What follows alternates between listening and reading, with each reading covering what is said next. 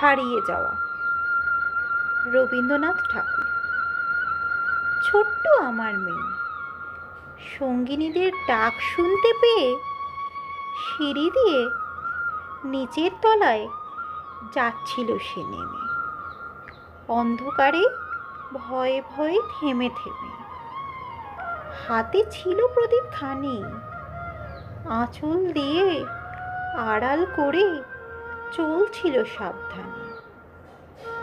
আমি ছিলাম ছাতে, তারায় ভরা চৈত্র মাসের রাতে।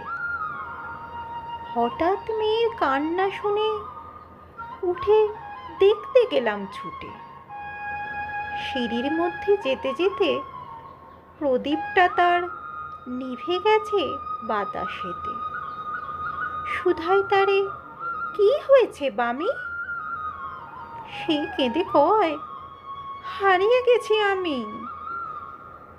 তারায় ভরা চৈত্র মাসের রাতে ফিরে গিয়েছি ছাতে। মনে হলো আকাশ পানে চেয়ে আমার বামির মতোই যেন অমনি কে এক মেয়ে নীলাম্বরের আঁচল কানে ঘিরে দীপশিখাটি বাঁচিয়ে একা চলছে ধীরে ধীরে। নিভত যদি আলো, যদি হঠাৎ যেত থামি, আকাশ ভরে উঠত কেঁদে, হারিয়ে গেছি আমি।